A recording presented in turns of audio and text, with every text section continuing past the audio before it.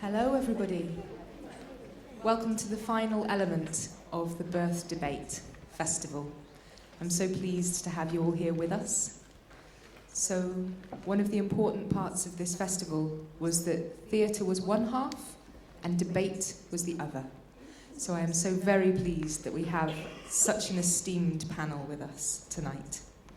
I have a little housekeeping to let you know. So you'll see up here, we have two artists, and they're going to be live sketching the debate so that you know who they are. They haven't just come in. So keep an eye on them as they go. Do you want to give us a wave? Hello. And also, we have two roving mics, this one and another, and we're going to be on this bottom floor. So if you feel that you'll want to have a vocal part of this evening, then we'll ask you to come down to the bottom layer. But if you feel that you just want to sit back and listen, then feel free to stay up there on the balcony. Okay, thank you so much for being with us. And over to the debate. Good evening. Can I add my thanks to Emma, to the Royal Exchange, and to all of you for being here for tonight's discussion. My name is Rowena Burns. I'm here and chairing this debate, I guess, because I'm a member of the Bruntwood and Manchester Science Partnerships team, who are the sponsors of tonight's event. And that's lucky for me. I'd also like to refer to the fact that the Oglesby Charitable Trust and Michael Oglesby, who's in the audience here this evening, have been instrumental in making this extraordinary festival happen. And so thank you to them. It's a privilege to be here, and it's a privilege to chair this debate. I do it in some awe and a degree of trepidation, to be honest. Partly because I think the scale of what has been done to produce this series of plays and the debates which have followed the plays is quite extraordinary and broad in its ambition and its scale and its depth. I'm also in awe because I think the challenge that these productions throw out to all of us is considerable. plays and the debates that have followed the plays so far have spanned all aspects of our socio and cultural life. They've covered poverty, they've covered education, they've covered politics, oppression, power, cultural norms, and everything pretty much in between. Our task tonight is actually to ask ourselves the question, what next? What do we do with all of this complexity? How do we reduce it to actionable things that we can take forward so that the plays themselves and the festival are actually the start of a journey, not the end of a journey? And we're going to discuss this as a panel, but we'd also like you to be part of that conversation. So in terms of the format for this evening, I'm going to ask this distinguished panel in a few minutes to introduce themselves, to talk for a couple of minutes about who they are, why they're here, and why tonight is important to them, and if they have any thoughts to venture at this stage, what it would be good to leave tonight with in terms of a forward agenda. That will maybe take us the first 10-15 minutes of this evening. After that, I'm going to throw it open to all of you.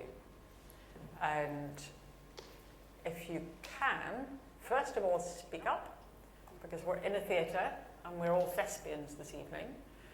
We are live streamed, and having listened to the live streams of the first two panel debates, the ability to be heard is pretty important. We've got roving mics, as Emma has said. If I've pointed to you as a question that I'm about to take, wait till the mic reaches you before you make that question, so that you can be fully heard, both here and by those who are listening elsewhere this evening. I think that's all I want to say by way of introduction. So I'm now going to turn to the person on my left, Jackie, and ask Jackie if you would talk for a couple of minutes about yourself. So I'm Jackie Dunkley-Bent. I'm Professor of Midwifery and Head of Maternity at NHS England. I'm also a practicing midwife. My role is very much advisory in one regard, ensuring that maternity services, as far as possible, provide high quality care for women and their families, but also are safe. And the practice side of my role, I do feel very privileged to be a part of the miracle of birth, and I do think that we are very privileged in this country for most to start out on that miraculous journey and end with a great outcome. And as we know, globally, that isn't necessarily the case for many others.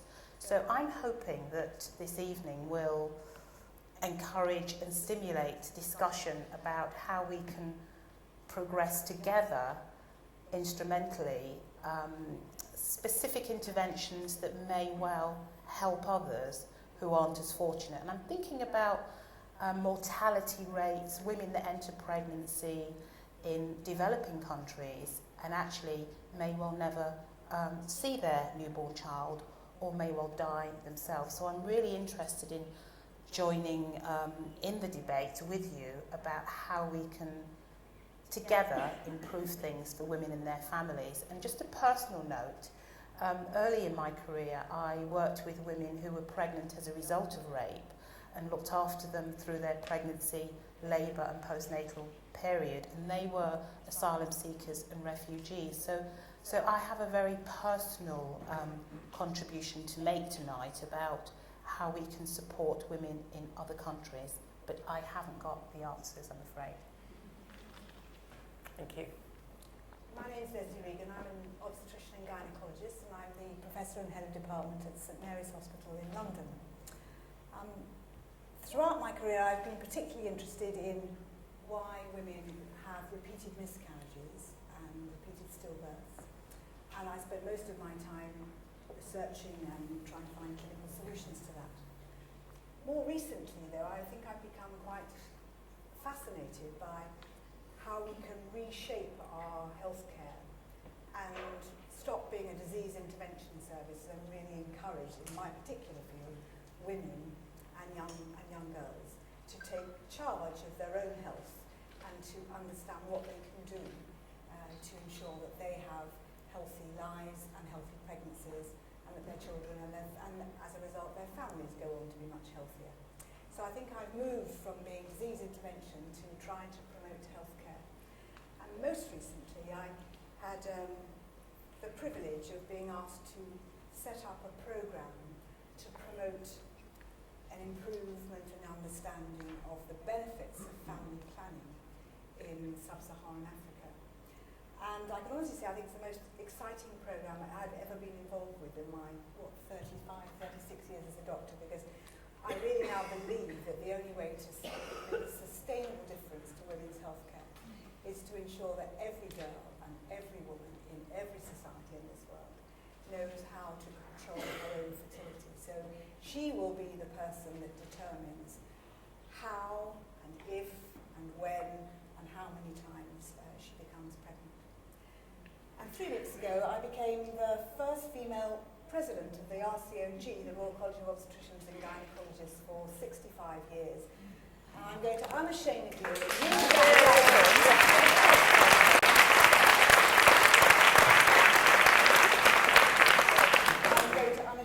use that platform to try and get some of those things I want to get done. And I'm going to be helped, I know, by Jacqueline in the midwifery field and by Nynke and by Matthew. So this is a collaborative programme. Thank you. Thank you. Shona. Hi, I'm neither a scholar nor a medical health practitioner, but over the years of being an artist, I've worked in youth and community settings all over England, specifically in Manchester and Greater Manchester, working with young girls and women specifically. And I found in teaching dance or drama skills that we discussed things that were wider than maybe the artistic style I was teaching. And from that, I made several interventions, especially in groups, in the groups that I was teaching, in the Bangladeshi community, Pakistani community, and the young Hindu girls community. They had lots of questions to do with their sexual health and their reproductive health, but I found that I had to try and answer for them. So I suppose that was the side of my life before I became an actress that had some public profile. Then once I had this public profile, I thought it was important to highlight those questions that those young people were asking of me and to find out how they could access services in England. Then, I suppose I got involved with my family, and my family are all doctors. Yes, they have pointed out that I haven't been able to spell that word and became an actor. So they were very much involved in, they're very much involved in AGRA, specifically in women's reproductive health and the access for all women to a safe environment to have their babies in. And I got involved in that charity and worked with female empowerment within the communities in India that they work within. And also I'm a sponsor of a child with Plan International, and I've worked in situations and in communities in India, again with them, empowering the female child, and a part of the Because I'm a Girl campaign, which educates young women in these areas. So that's me, and I'm just here. I have no solutions really. I mean, practically I've worked, but that's about it. But I'm here to listen and debate and throw in questions, layperson's questions. Thank you. Okay. My name is Nynke van den Broek. I apologize, that's a long Dutch name. I'm a trained obstetrician gynaecologist, and I'm a professor in maternal newborn health. I'm also a mother of a 16-year-old girl, and I've spent quite a lot of my working life in low middle income countries before moving to the favourite city, Liverpool, where I head the Centre for Maternal Newborn Health at the Liverpool School of Tropical Medicine. And I consider myself very privileged to lead effectively a team of people who really want to make a difference to what happens to women during pregnancy, childbirth and after pregnancy when it comes to the healthcare that they require, or when it comes to assessing what type of healthcare they need and what their health needs are. So what we do at the Centre for Maternal Newborn Health is a combination of research, which is, you may think medical research as a lab-based thing, what is not in our case. It's very much trying to create the evidence for what works and how does that work and why does that work and why does it not work. So that's called implementation research, with a view to making sure that we inform what needs to be done in countries to make sure that the care is in fact available to women and is of a very good quality. And by that I mean that it also looks as women not as patients particularly, but looks at women's needs in a holistic way during and after pregnancy. So that's approximately what I do. And we are the scientific advisors to the fabulous arts group here. For us it's an adventure, and I think on behalf of all us we're very much enjoying this art-science collaboration, which is such a strong and powerful way, I think, of advocating for women's health, women's needs, women's well-being. And we hope very much that this has legs, that there will be more occasions where these plays and these collaborations can continue. I think to raise advocacy among leaders, policymakers, other members of our community, and also the wider community in these low middle income countries where the need is so terribly high, if I can put it that way.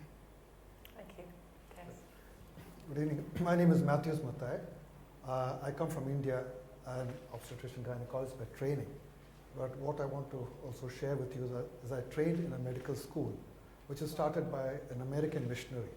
Now it's a story which goes back to the end of the 19th century, when this young girl had come to visit her parents in southern India. And she was not interested in being a missionary. She wanted to live in America and enjoy life there. But one evening, her father was a doctor. One evening a man came by and said, "Can you please come and help my wife? She's in labor, she's got a problem." She said, "I'm not a doctor, but my father is a doctor. Shall I call him?" And she said, the man said, "No, please. We don't allow men doctors to come and see our women." And the man went away. A few hours later, another man came by and asked the same question. Another man from a different community came by, asked for the same request and the same response to the young girl. Yet another person came. So three people came, one after the other, three different women with problems in labor who wouldn't see a male doctor just because he was a male, for cultural reasons. Next day, she saw 3 funeral processions, and these were the 3 women who had died in labor. So she went back and trained, became a doctor, and she wanted to train Indian women to look after women. Okay, and that she started as a 1-bed dispensary, grew up over years, and by 1942 it became a full-fledged medical school. My mother-in-law was the first batch to be trained by that medical school. Now that started as a medical school for women, and then slowly as things evolved, they started allowing a few men to come. And I happened to be the first male obstetrician trained in that institution. So yes, Lesley, there's a history. I also have a history. Yeah, but my point is not that. Things have changed, and there have been lots of issues. The maximum number of deaths still take place in India. I won't say that. The second biggest number of deaths take place in India, maternal deaths take place in India, because India is a large country. That's not saying a lot. There are parts of India where I have seen things improving. So while we talk about maternal mortality at a global level, it's still a problem. Every mother dying is a problem, but there have been changes, and I'm quite happy to bring some of those issues and what has worked in these situations. Thank you. That's a really helpful note to end the introductions on. So what we have in this panel, I think, are a group of people who collectively have worked at the grassroots level, who are hands-on practitioners, who have academic influence, shall we say, and through that academic influence, contact with policymakers and regulators across the globe. We have people who've worked in the UK setting and internationally, and I think in total the range of skills, especially if we put in art in the middle, which is what has brought us all here this evening. And I think that combination of the use of art to explore scientific, societal issues is both exciting and immensely important part of our journey. We could go anywhere and everywhere in this debate as we start, but I'd like to pick up, Matthias, where you left off, actually, which is when I look at the statistic that tells us that there are 2.9 million newborn deaths in the world today, and not much short of that in terms of stillbirths. These are horrendous statistics in a civilized world in the 21st century. But I also know, and we were talking earlier this evening, about the extraordinary and brilliant initiatives which are taking place both in the UK and across the globe. And so I suppose my starting question to all of you, and I'm going to turn to you, Nynke, I think, first of all, in this, is there more cause for optimism than pessimism in our present situation? And do you think the things which have been done globally that have got us to this point, the good and positive things that have been done, are the things that we need to do more of in the future? Yes, that's quite a complicated question to answer, but so I think it's terrible, these numbers, and behind every number is a person and a family. So the last person I saw was in the north of Ghana, a young woman who had just arrived at the hospital and had to leave without a live baby. So that picture stays with us and shouldn't go away, but that should drive us, I think, to the optimism, which is there are solutions. In effect, we do know what is needed for maternal and newborn health, or for mothers and babies' health. It's just a challenge of making sure that that is available and accessible everywhere in the world, and there are not these gross inequalities. So that gives room for optimism. In a way, when I talk to people who are new to the subject area, we're in a lucky position. We don't have to spend a lot of money inventing a very expensive vaccine, which will take us 10 years to do. We actually know what the solutions are, and it's a matter of working out how we can most efficiently and effectively and most woman-friendly put them in place. Can we just develop that thought a bit? Because you're talking primarily here about how we care for women in childbirth. Is that primarily a matter of education or primarily a matter of resource? I think it's a combination of things. There is no single magic solution. I think some of my colleagues have alluded to the fact that there isn't really the one solution, but I think it is also fair to say that between us we would recommend a certain number of interventions to be, or healthcare packages or educational packages to be in place. And if you talk just around what happens at the time of birth, which I think has been very much the focus subject of this week of plays, I think we know that if you have a skilled birth attendant or a skilled professional midwife or midwifery cadre, so different people have different names, healthcare provider, with you as a woman at the time of birth, then you are much less likely to have death of the woman or the baby at that time, before and after. So that is one, well-described solution that we need to put in place all over the world. How exactly we put that in place then is different in different settings, I think. So that is one of the well-known solutions that is evidence-based and that will work. Quite how we get it in place, I think there are different methods to do that. So that's what we focus on very much in our Centre for Maternal and Newborn Health. It's not the only solution, but it's the one that we would know most about. I think others would have other components of the solution that are equally important. Thank you. Should we hold that thought, actually, that one of the things that we might want to come back to is how that we provide better and more consistent support, skilled support for women, point of which they're having their children. Do other panel members want to pick up that very broad question about sources of optimism and, or indeed the opposite, pessimism? Lesley? Yes, I sort of contribute to this. The purpose of advocacy is to persuade people to think and to behave differently. And you mentioned the very large numbers of neonatal deaths. And as an obstetrician, I'm particularly interested in the 289,000 women that I know in 2016 are likely to die. Is this switched on? Can you hear me now? I have a feeling that's not on, actually. No, I don't think it. Does someone want to change? Is that better? Yes. Okay. So I was saying that the purpose of advocacy is to persuade people to think and act differently.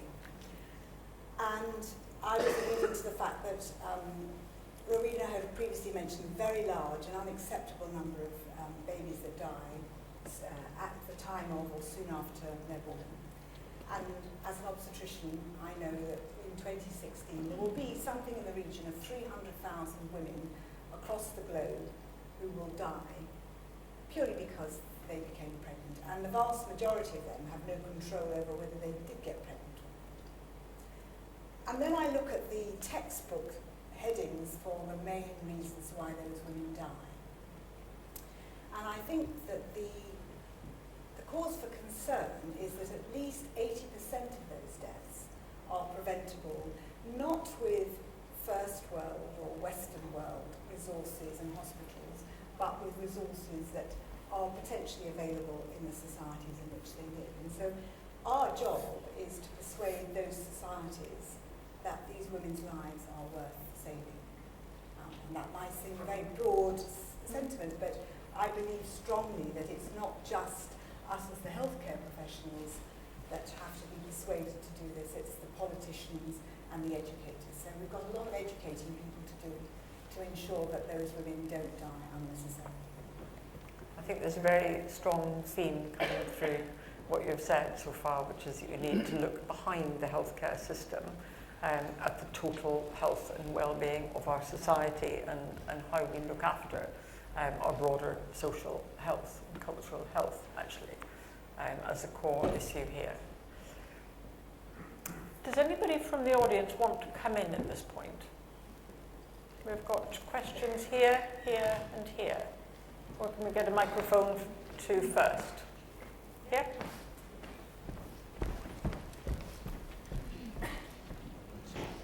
Thank you. Yes, I'd like to take up from Professor Lesley's point or viewpoint and say that I actually take a polar opposite approach. And I feel that the focus of attention should be on the potentiality of the highest experience, human experience of life during birthing. And I'm very anxious, I'm very concerned that much as though I totally appreciate the services of midwifery and the absolutely, basic necessity to the whole process, but I am really concerned that the most important thing that you can offer a mother who is in having normal, natural childbirth is to actually have withdrawal of the midwife, to allow her a gap in which any potential spiritual experience that she may have, and she needs to be alone to have that, and there never seems to be any acknowledgement of this special space to be allowed. Even to the best of my knowledge, in midwifery training, they are so concerned to give loving care that they won't allow the woman to be left alone for a second because they're caring so much for her. And I feel there's a gap here that very much needs to be acknowledged and explored. Thank you. I think that point came across quite clearly actually in one or two of the plays. And my takeaway from that was that the availability of skilled support needed to sit alongside care and respect for the individual. And I think what you're talking about there is the need to respect the individual woman and the individual woman's needs, which may be spiritual as well as physical needs. Does any panel want to come back? Shall I just respond to that? Jacqueline? I'll just maybe talk a little bit about midwifery education in England. And the curriculum does teach a holistic healthcare provision. So there is something about physical, psychological, spiritual, sexual health that is taught to our undergraduate trainees. And also when somebody is going through pregnancy or through labour, they have a personalised care plan. So their person that's supporting them, usually the midwife in this country, will know when to provide that space or enable the woman to have that space along with her birth partner, who that might be, who that might happen to be. But I just wanted to reassure you that the undergraduate curriculum in England does recognise that, and there's also something called respectful maternity that is also taught to our undergraduates and our qualified midwives. And indeed, just thinking about charities like the Wellbeing Foundation Africa, to whom I advise on maternity and midwifery matters, are driving forward respectful maternity through states in Africa, and I'm thinking particularly of Lagos in Nigeria, Abuja and Kwara State. Thank you. There's a microphone on. Back here. Computer.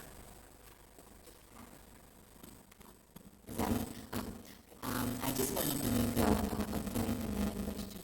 There was a mention of this civilized world. It just came off very strongly to me because I thought in the past that whole civilization kind of values and kind of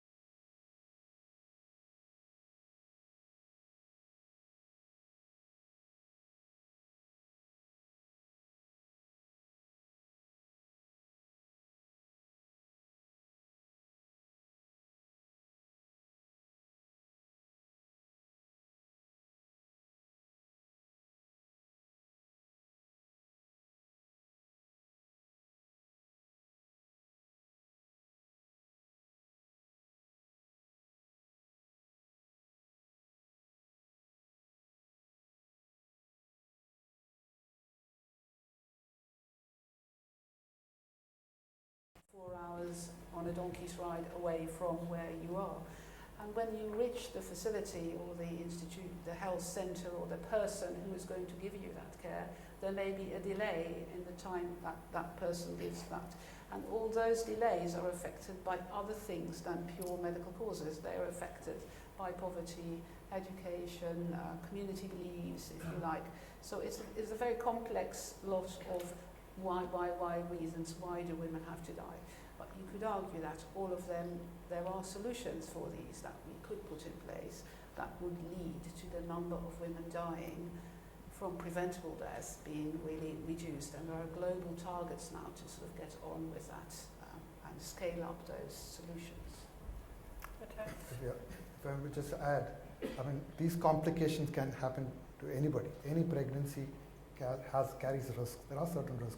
Till everything's over, you cannot say everything was all right. And one good example is the case of a bleeding after childbirth. Yes, we have prevention, but sometimes if she starts bleeding and doesn't stop, there should be somebody there immediately to be able to assist and take the right treatment. And a good example of somebody, a very rich person's wife who died, and there's a big monument in Agra in India called the Taj Mahal. Okay, that was perhaps the richest man in the world at that time. His wife died of a postpartum hemorrhage. Okay, so it can affect anybody. What is important is being able to access it. And having a traditional birth attendant at that point may be good for some parts of it, but not certainly for her to get the right interventions. Yeah, may I add to that? Because we haven't really touched on what happens before you get pregnant and whether you have a choice as to when to get pregnant and whether you are ready for that pregnancy and whether everything is in place to be able to access all those things.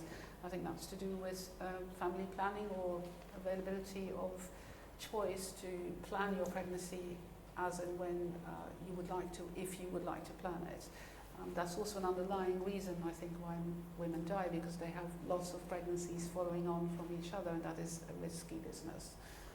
Can we hold that thought just for a minute and just stick with the issue of support for women in childbirth? Jackie, did you want to pick anything up from that last discussion? I think training is key, and it sounds like a very simple way of solving the problem, but I think here we take it for granted that we have midwives and doctors who are privileged to have continuing professional development with very good programs that are competency based and are assessment focused.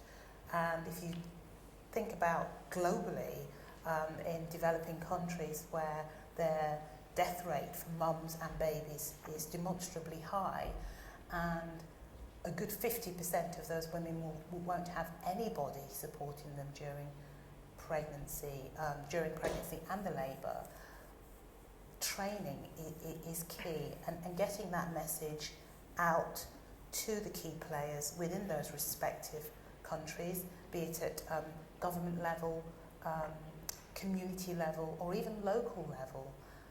Every health professional, be it a traditional birth attendant, be it a qualified midwife, be it a doctor in training or a consultant, wherever they are in the globe, I do believe that we should have consistency in terms of skill and competency. Doesn't necessarily have to be accredited with academia in terms of a degree or a master's or a PhD, but there is something about equity in terms of the level of skill that people have to support women during childbirth, because as my colleagues have said, avoidable with very quick action.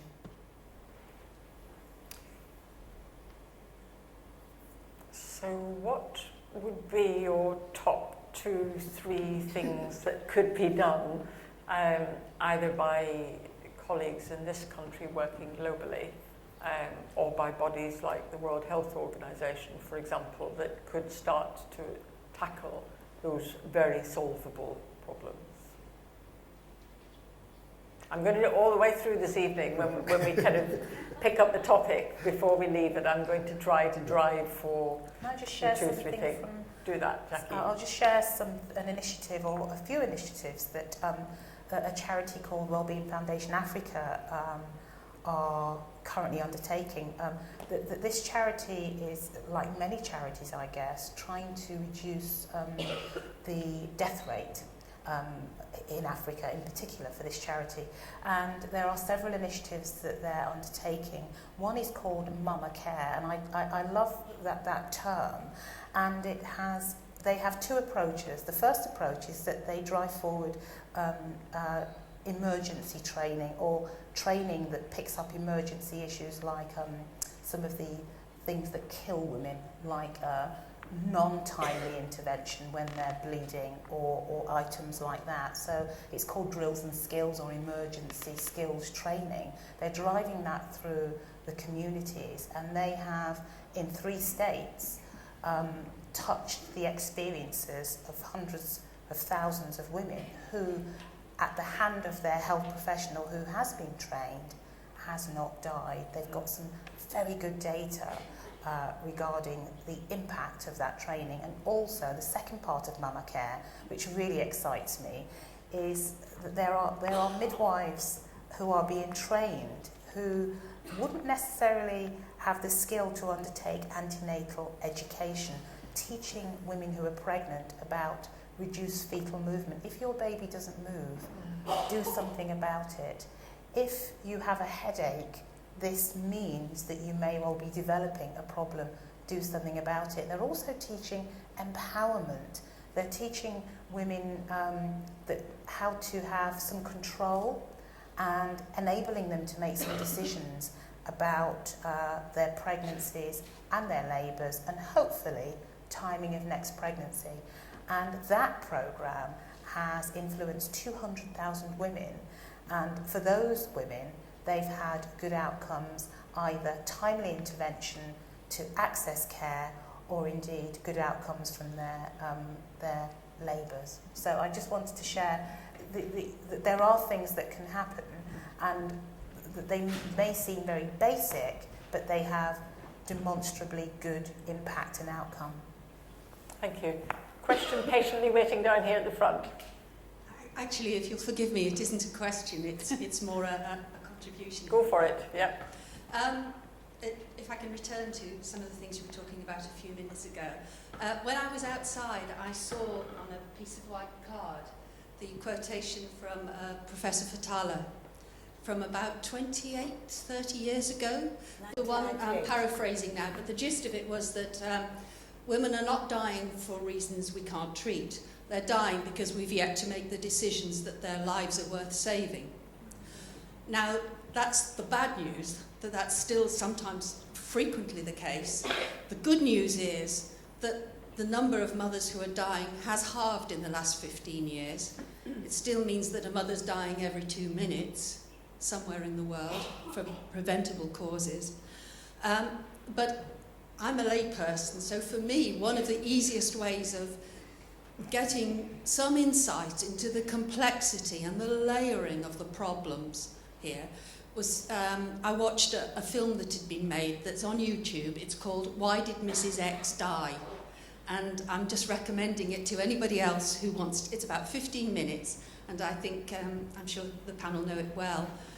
It's a very good introduction to the difficulties, but it also, in identifying those, begins to point out some of the potential interventions that can have a dramatic impact on improving things for women. Thank you. Thank you. I think there are two things here. One is that actually there are really some quite simple things that can be done that aren't hugely expensive, and that should be done. But the second, you've introduced a second thing actually, which is about information and empowerment.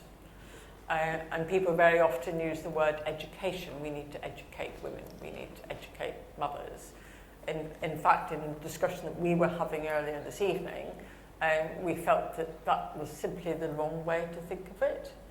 And that actually what women needed was to be empowered to make those decisions about seeking help because they've got a headache that shouldn't be there, or seeking help because they've started to bleed that shouldn't be happening, and so on.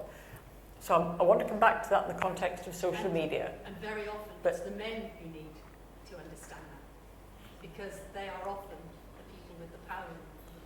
Yes, indeed so.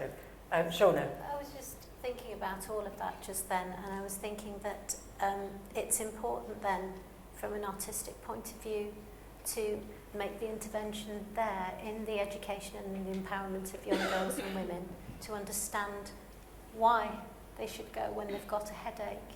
It's not necessarily, I've got a headache, I need to go and solve this and get a cure for that. It's why they should go, why they should feel valuable enough to go. So that's where I think art comes in, and that's where work has to be done at grassroots level, where you have artists maybe coming and talking to women in a way that you can use those skills to make them understand their value. It can't just be health professionals who do this. That's all I wanted to say. Absolutely right. Was another question just here? Yeah. Okay. This is not a question or a comment, and I hesitate to speak, but it's a provocation. I think the panel is being extremely reasonable, and I think we should go beyond the technical level. You know, we have such distinguished panelists here who are leading in influential positions, but the fundamental issue here is about inequality. We've heard that we know what ails the world of birth, and we have all the interventions that can be made. We also know that things are getting better, but we also know from all experience of life that the last mile is the hardest to walk, that the easy gains have been achieved over the last 100 years, and that it is now for the residual infant and maternal mortality, and there will always be some mortality, it is what can be preventable, that we need interventions. And of course we know that poverty and education underlie this. But of course, poverty and education are spoken about as if they are causes. They are not. They are alibis. And what I'd like to hear from the panel is: don't they get angry? Do they have not any emotion beyond the technical way in which they're speaking to talk about the injustices in the world? Mothers die, children die, not because of poverty or alone or lack of education, not because they don't have to walk to hospitals or this, that, the other, but fundamentally because of the unfair system in which we live. And the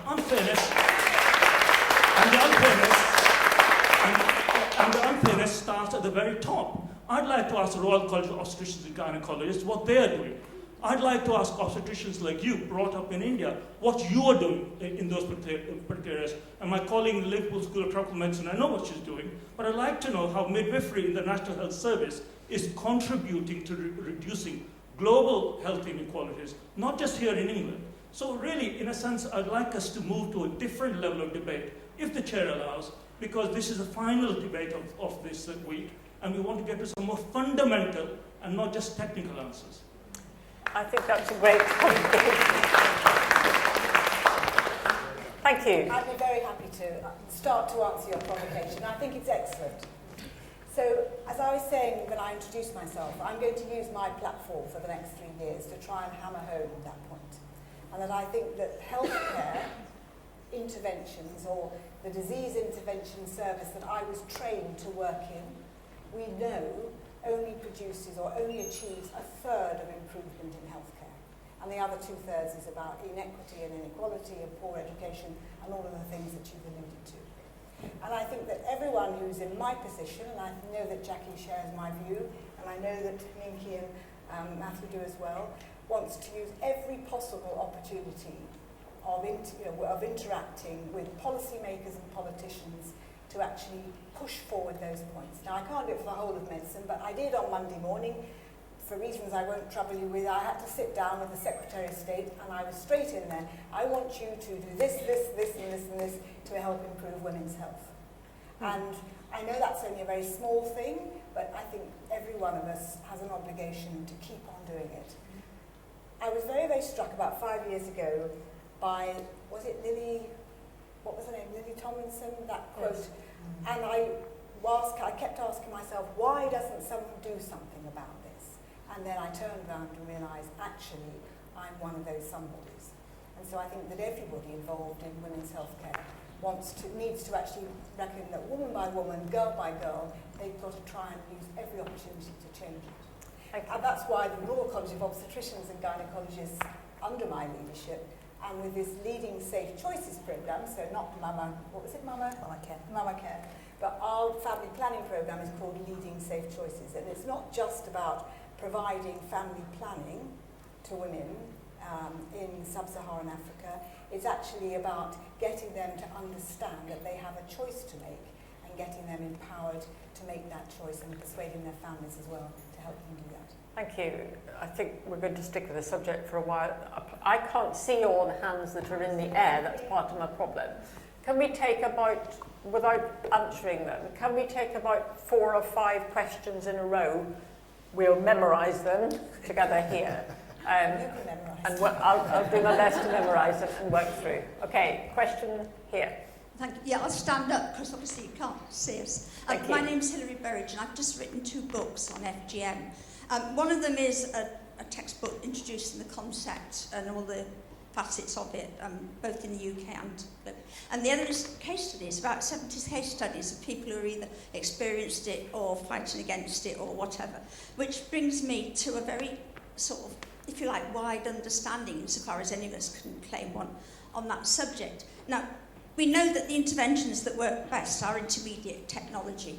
We can go fancy for when we have the resources to do so, but mostly what we need is good knowledge, good delivery of service at, as I say, an intermediate technology, a sort of what you could take on your bicycle in a medical case. Technology will quite often do the trick if it's delivered at the right time in the right way.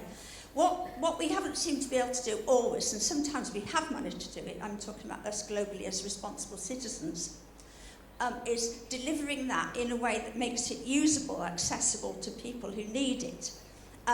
I suspect, my question to the panel is this. I'm a sociologist, so okay, I've got a particular interest. But how can sociologists and anthropologists contribute to your delivering the intermediate technology that you know works in a way that is effective? That includes socioeconomic issues and others. But how can we, as social scientists, as people who try to interpret the world, deliver better on the knowledge you need to make sure that women and babies and their families are protected and cared for in the best way possible in a lot of different contexts and understanding different things? And I would just add one little thing to that. For instance, when it comes to legal cases on FGM, judges are quite clearly not understanding the evidence that would produce either a decision that something has happened or hasn't on occasion because they don't know the cultural clues that would take them to understand the action. So that's, if you like, preventive stuff as well. We need to know, what do we need to know to make the technology deliverable? Okay, so I think the question there is how can social scientists play a bigger part in helping to support the use of technology in cases of FGM? Okay, can we just hold that thought for a moment? There's one here. Yeah. And one here. Hi, my name's Sally Hyman. I have set up a small not-for-profit organisation called CRIBS, which takes refugee, pregnant and newborn families out of the camps in Greece. My question is related to what the gentleman down here said. In Greece, the obstetric state service is a disaster area. There is obstetric violence committed by doctors and midwives on refugees. And when I say violence, I'm talking about refugee women being raped by hand by doctors after they've given birth. There is no pain relief in the state service, including gas and air, including pethidine, unless you're having a C-section, which is at a rate of up to 80%. There is highly restricted visiting in the scaboos and in the general nurseries of about 45 minutes per day for postnatal women, including those who've had C-sections. And the Greek midwives are legally disempowered. The Red Cross are on the ground. They are also awful, in my opinion. I have seen terrible things done by the Red Cross to small babies who've been sick, whilst the head of the Red Cross in the US earns $800,000 a year. This is a situation of desperate political inequality in a country within the EU, which is being done against people who have already suffered terrible, terrible things. We saw the play today about Syria. What are you personally, in your positions of significant power, going to do to put pressure on the Greek state, to put pressure on the EU, to put pressure on organisations like the Red Cross, which do not currently provide decent ability for women to stop being pregnant, or getting pregnant with children under 1? What are you personally going to do to improve the situation for refugee women in Greece? Okay, thank you. So a second question there on the obstetric treatment and care available to pregnant women in Greece. I'll take one more actually, and then we'll answer these in turn. Yeah. Where am I going? Thank you. I'll stand up so you can see me. My name's Jenny Amory. I'm a public health doctor, and I've lived and worked on maternal and child health in Latin America and India. And 10 years ago, when I was living and working in India, there was a very interesting report by Lynn Friedman, who's an academic human rights lawyer, about maternal deaths. And it was called Who's Got the Power? And I was very interested in Lesley and Jacqueline's and others' comments on the empowerment of women. But I think this is a really big and important issue if we're actually going to make a difference and reach the women who are hardest to reach.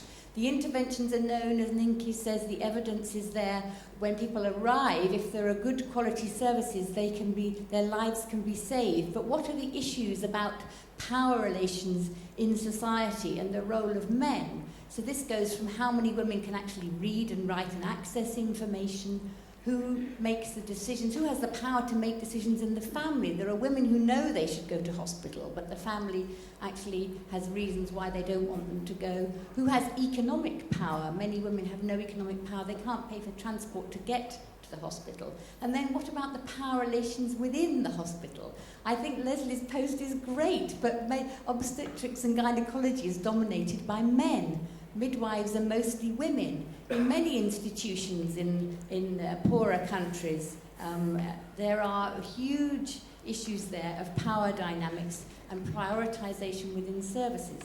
The quote we heard from somebody over here about the political commitment. Are governments actually serious about investing in services? Not, as Nynke says, to invent a new vaccine that will take 10 years, but actually to finance the services that will make a difference. And so one of the issues, I think, in terms of my colleague behind me about the role of social science, I learned a huge amount from social and political scientists about the broader societal impacts and the things that can be done. Now, as technical health workers, we can't always influence them, but we do have to be aware of those, and I think power dynamics at all levels of society are really important, because we can have the technical solutions, but the women who need them won't actually receive them unless those broader power dynamics are understood and challenged. Sorry, it's not a question.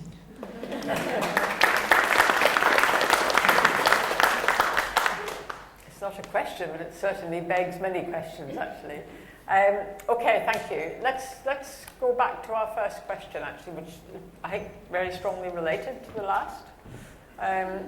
We've said several times this evening already that the way to look at this is to actually look at the whole broad structure of society and culture, because it is all of these things, as well as health and medicine per se, which actually contributes to the situation that we want to tackle. So in relation to FGM, who wants to pick up that question first? I don't exactly know the question, but I wanted to say something maybe about injustice to me. I think these are all great examples of what you, sir, alluded to, that there is injustice and inequality, and what are we going to do about it, and should we not be much more angry about it? May I respond to that? Because I think that relates then to the example of the FGM. What are we going to do about it? I think the specific point that was being made, actually, is that there are intermediate technologies that are available but actually perhaps aren't being deployed as systematically as they might be, and how could social science help to bridge that gap? Shall I just briefly mention that Mm-hmm. It's an interesting approach that you take with regard to technology, and I think for many midwives in the UK that travel out to other countries to create social movements, to lobby. To lobby governments and system leaders in the eradication of FGM. I think the social scientist's role can help with helping us in terms of publication to understand how communities work, which is the best level to interact with in terms of a system to have the maximum effect. And whilst we know, I think it's sometimes good or always good to liaise with experts within the field to ensure that our interactions are rapid and quick, because there are many interventions that are happening from the UK out to developing countries in the eradication of FGM. Although I would add in, and this comes back to the gentleman's comment about why am I not angry, I am very angry about a lot of things in women's health. And coming back to the FGM point, it is shocking. I think that there has been no prosecution for FGM in the UK, and yet there have been many in both Spain and in France. And I personally consider it to be a form of child abuse, FGM. And I have said repeatedly, and I will continue to say repeatedly, when I was a little girl, when I went to school, I had to be examined by the nurse every year. And I believe that if you were actually to bring in mandatory inspection of all children, girls and boys, in primary school, this would go a long way to stopping this practice. Because then you wouldn't have to rely on those individuals who've been FGM'd having to report their own families. It would be something that, if you like, the state took on and reported, and I think those families then would be very, very wary of this undertaking this practice. That would be my personal thing on that, on the FGM issue. And with regard to the lady who's a public health doctor from India, I couldn't agree with you more. And what's so striking, and you will know the figures, in fact, in more detail than I do, but what's so striking is that in Kerala, in southwest India, where literacy amongst women is in the region of about 85%. They have a perinatal mortality rate that many European countries would be really, really proud of. And then if you go north to Rajasthan or Uttar Pradesh, where literacy is about 35% amongst women, they have some of the worst maternal mortality rates in the world. So understanding the culture and the educational mix, if you like, of the society in which these events are happening is absolutely crucial. There's a very specific suggestion there. Does anybody want to respond on that? Or I would add that I've been told by every policymaker I've said that to that I couldn't possibly do that because people would feel that they were being spied upon. Okay. To be honest, I'm absolutely shocked and horrified by the proposal or the proposition or the idea that all children should be checked at school for female genital mutilation. Who is going to carry that out? I have 2 children. I would not want them to be looked at. Who would do that? Like, I would despair if such a rule or such a guideline was brought in. Thank you. Okay, can we just, before we pick up other questions here, sorry, there are a lot of hands in the air and not enough hours in the evening, I suspect. Can we come back to the question here from the front, actually, which was about the services that are available or not available, rather, to refugees, particularly in Greece? Because that was quite shocking. Anybody want to pick up that question? Which is really what can we do to improve the quality or to put pressure on the Greek government to improve the quality of service, obstetric service. I don't think it's necessarily just the responsibility of the Greek government, though. I think it's our universal responsibility to deal with it. So it's a question, I mean, as an artist or as a person with some kind of public profile, I think we have to bring that to the fore. But the thing is we can't just separate it and put it on their shoulders. We have to take it on board as a team of healthcare people and people who work with people. So that's what I'd say. You can't just say that's the Greek government's problem or that's the NGO on the ground's problem. You have to work as a collective team to solve this issue. Okay, thank you. I'm going to move on because there's so many questions. One more? We can. I'm just trying to take more questions. No, it wasn't an answer. It was an observation. It was an observation. I don't have any answers. I think I said that right at the beginning. I have a microphone here, but I don't know if it's working. But is that working? Actually, I don't Okay, know. Is it? Can you hear me? Oh, now you can. Yes, I just thinking about the debate as a whole. Every time we try to bring up a new avenue, it seems we still seem to come back to what is medical, what is technical, everything along those sort of lines. And I would just like to pick up something very, very early on said by Shobna, and support her when she suggested that the arts have such a big part to play. And the questions keep arising: how are we going to make sure the education is there? How are we going to get the points across? How are we going to get across the cultural problems? Yes, the medical interventions are there. We've said all this, but the how, what is going to be done about it? And I think what this festival was mostly about for me, because my interest is in the arts and theatre and acting, I think it has such a big part to play. And that is how you could get some of these messages across that we've all been talking about through the arts, through drama, arts of all kinds. And Shobna, I know, can express this a lot better than I am doing now. I think she gets my point, and you did start to mention such things earlier on, and we went off the track again down the medical route and the preventions and the interventions and the technical. How? What are we going to do? Arts have a big part to play, I think. I agree. Shona, do you want to pick up the theme again? I think you can access young women, you can access through education, through discussion, through drama, through dance. Things come up in the room. And if the people who do that then engage with those people who are the social anthropologists, those who have that cultural knowledge, there's an exchange that can happen there. And also with the NGO on the ground, if you're working with them and using and showing your techniques and skills and using theirs, you can find a way through at a very grassroots level. Then all of the medical stuff can come in on top of that. But the first thing first is that that inequality that you were talking about can only happen in that safe space of the arts where women will talk and men will talk if you create the environment for that to happen.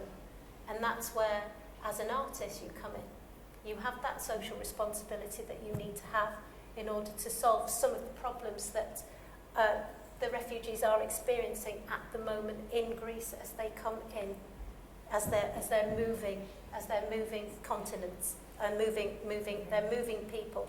We have to bring that to the fore, and then we have to go in there and intervene directly, and we have to be supported to do that and not be seen as some sort of strange left-wing artists. We can actually help. We can actually help educate. We can actually help learn. And it's an exchange. It's not that we're doing it for them and they're doing it for us. It's an exchange, and that's the most important thing. And that's what's happened this week for me. To be sitting here today, I wasn't going to because I didn't know what I'd have to contribute, but I just feel it's really important, and I feel angry about everything that I've said in the plays. I felt angry, I felt pain, and I felt that there's a big necessity to discuss this, and that's why we're here. And of course you can't have a solution overnight, but what you can do is find the resources to put some artists out there to do this and to help in that way and to respect their work for that. You know, we are in a position where girls and young women are not valued across the world and in our country now. And that's what we have to look at, and we have to look at ways of accessing those women in our country and across the world. And that you can only do is if you access them on a very different level. Not with I'm coming to teach you this, I'm coming to hear what you have to say. Yeah, I think part of that power comes from the fact that it is people's own voices exploring the issues that concern them in their own language and in their own space that it gives it such power, doesn't it? There's one here, first. Hi, so I just wanted to ask, there's been a lot of conversation, a lot of discussion about education as a means of increasing access or opportunities for attending deliveries with skilled labor, but what about where education fails? For example, in Uganda, I know one of the biggest reasons that women say that they don't go to hospitals for deliveries because they personally or friends or relatives have had very negative experiences when they've gone to hospital, often because of personal interactions with midwives, which in turn can sometimes, I think, be because midwives, especially in rural areas, are overworked and overburdened and don't have enough support in a variety of ways. So I just wondered about, education is one thing, but what about that kind of infrastructure and support? Okay. And I think you're absolutely right. I think it takes a village to support that movement and to ensure that there is cultural change, both from what every person who calls themselves a health professional to be, so that there may well be people who are working as midwives but aren't necessarily able to deploy that role appropriately. And I go back to something I mentioned earlier called respectful maternity, that is something that is being driven forward in this country, but also in developing countries. I've talked about the charity that I support and how they are trying to get midwives, doctors, traditional birth attendants, women, communities, people that aren't pregnant, spiritual leaders to recognise the contribution that women make and who they are and how valuable they are in growing that village. So there's an awful lot of work being undertaken about respect each other, who we are, what we contribute. But I think this is cultural change and it's everybody's responsibility. And I'll just go back to something actually that was said about drama and the FGM, the social scientist that mentioned about FGM. At the moment that there are several groups, one in particular called Diaspora and Hands, and they dramatise FGM. So these are people from countries where FGM has a high prevalence, and they are dramatising what it is from a very young child. It's pretty graphic, but what that drama has done, it's encouraged health professionals and others to see FGM through a different lens, through a lens that encourages empathy, encourages a different level of intervention, encourages more of an action as opposed to probably facilitating and carrying on in the day job, but wanting something to be done in a more dramatic way. So that's happening in the UK, and I know it's happening as well as in the dramatisation of FGM in some of the developing countries, particularly with the spiritual leaders and the community leaders who have playback of the action to them. It creates a different action from them. Could I put a question out just very quickly to the room, actually? I think you said earlier, Lesley, that prosecutions in this country were almost non-existent in the case of FGM compared to other countries in Europe. Are there any views in the audience about the power of prosecutions and whether that power should be more actively used in this country? Do you want to pick that up? Hi. Okay. I'm here, the playwright of the Syrian play. And whenever I was interviewed here or when I started this project, I was all the time asked, why birth now? Why theater? Why this festival? What do you get from that? And I've been trying to find answers all my way. And I find it so much really hurting that the gentlemen in the panel, they didn't find answers to questions from the thing that coming from Greece issues. And I take it also as an answer that they don't have answers, but I guess it's really, for me, it's, that gives an answer for theater, not also about this issue of, there should be an answer, otherwise I'm on TV, I should have got to TV and talk about these issues. I guess I'm here in a different platform, and I guess that kind of question deserves a different kind of, at least attention and an answer. And I'm so angry. I just wanted to say that. And thank you.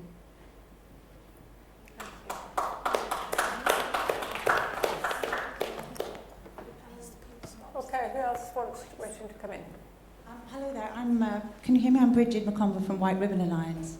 And I just wanted to speak to the words about anger that are coming from the audience and the frustration with the lack of answers. And I think that this is, we've got a situation where maternal deaths are down by half in the last 10, 15 years, which is a huge achievement. And that's an achievement of advocacy.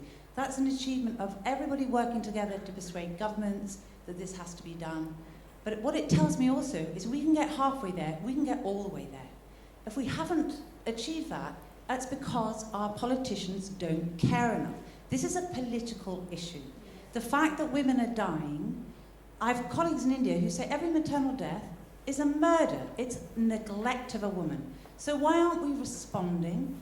We can respond by holding our politicians to account for their promises. Now, two things need to happen. The citizens of the world, the people who are most vulnerable, need to know what their rights are. Our governments have signed up to multiple instruments. So, Jackie, you've been talking about respect for maternity care. Our governments signed up to that. The governments of the world have signed up to these instruments. Do they keep them? No. How can we make them? By informing citizens of what their rights are and by holding them accountable. We, and fortunately in democratic countries, have a vote. We can speak to our MPs. We can say, what are you doing about this issue of maternal death around the world? We can say, what are you doing about the issue of refugee women and of migrant women who come to this country whose rights are violated in a way that is unacceptable, considered unacceptable by our government in other countries. So we all have a voice. I congratulate the organisers of the conference for bringing these issues to the fore, but I would like to say that there is a mass movement out there to change these things. White Ribbon Alliance has been part of that across Africa and Asia. We can all be part of that, and we all have a responsibility and an opportunity. We're powerful people in the West. We can make our voices heard. We can speak to our politicians. We can inform ourselves and speak to the media. We can support initiatives like that. But we must be driven by the anger that is felt in this room about the deep, deep injustice of the numbers of women who still die in childbirth, because it is the biggest global inequality in health in the entire world, and we have an opportunity to change it. If we've fixed half of it, we can fix the other half. And I'm going to pass the mic to my young colleague here who's got another important point. Thank you.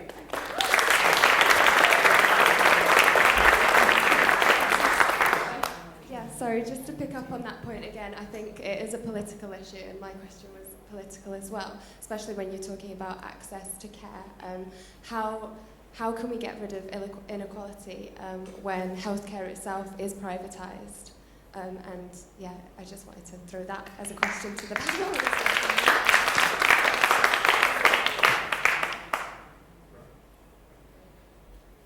Lady down here? Gentleman there. Oh, you've had one question. Has there anybody been waiting to come in? I'm sorry, I'm not trying to deny you, but... Hi. If we've got time, we'll come back. Hi, my name's Simon Corcott. I'm an HIV specialist nurse, actually. But it just occurs to me that many of the deaths maybe in these countries that we're talking about are deeply patriarchal societies. And it's the fundamental inequality that goes around. The men in charge have got no interest whatsoever in the rights of a lot of people in the country, let alone the autonomy of females to choose what they want to do with their bodies. So you're right in saying it's the political pressure from outside and our politicians, through aid or whatever. How will women in these countries ever get barely any rights? It's tragic. My mother was born in 1928, and we only got a vote in this country for women in that year. It's amazing. Thank you. Gentleman here at the back, I think. Been waiting for a while.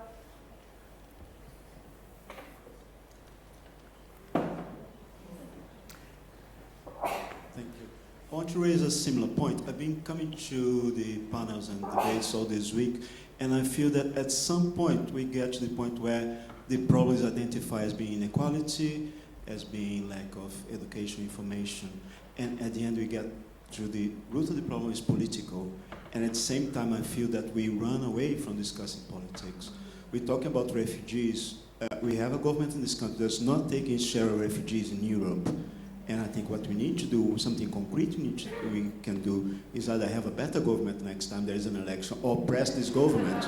Because these problems are political problems. They're not, I know that you can do a lot through advocacy. We all can do something in our power, but the real power is with the politicians, is with the multinationals, and I think if we don't change that, nothing will be changed. That's my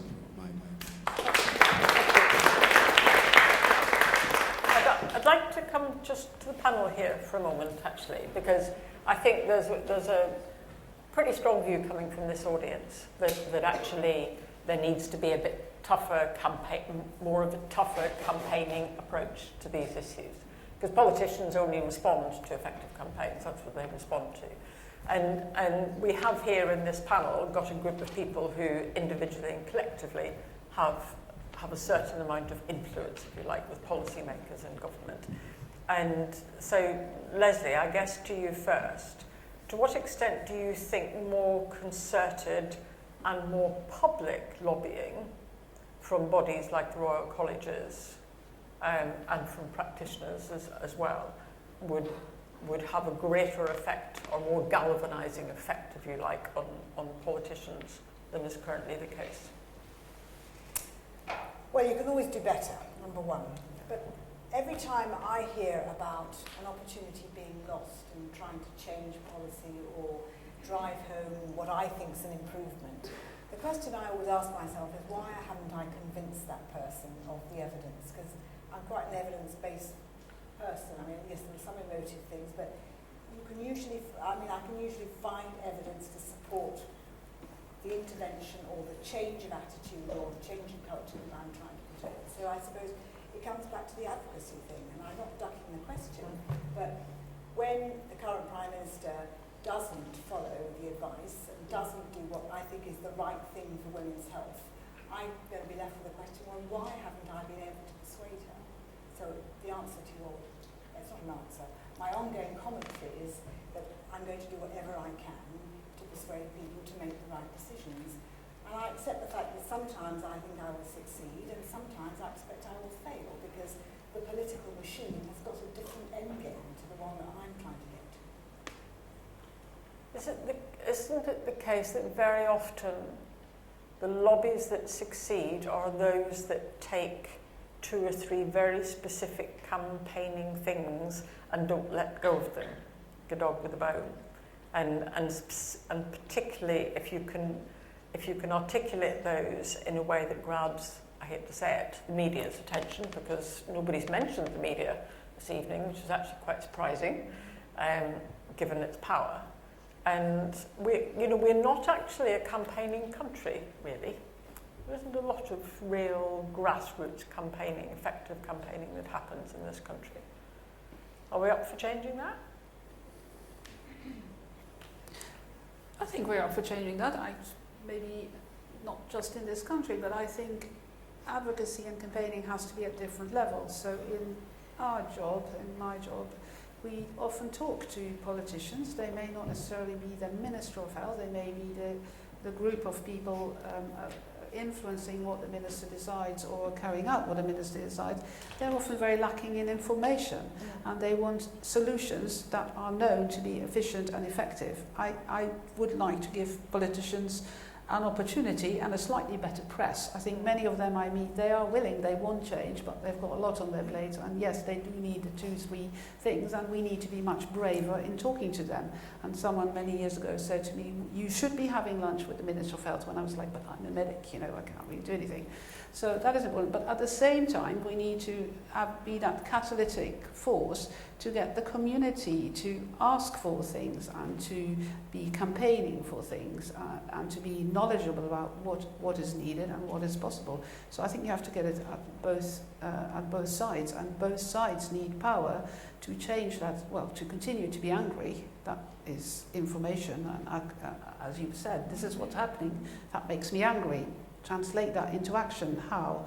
At all these different levels. So, and each of us, I think, has the power to do that, whether you are a medic or an artist or a social, I mean, I don't see it as a and or, it's an and so we must be more vocal and more brave and, you know, more factual about what will make the difference, I think. We should come back to the issue of empowerment and education and the role of social media, I think, at some point. But can I just take more questions here? Hello. Hi. Well, thanks everyone for organising it. It's been fantastic today. So I was watching a lecture by David Attenborough the other day, and he says the single greatest threat to the human race is overpopulation. The world can only sustain a certain amount of people, and we're significantly over that limit.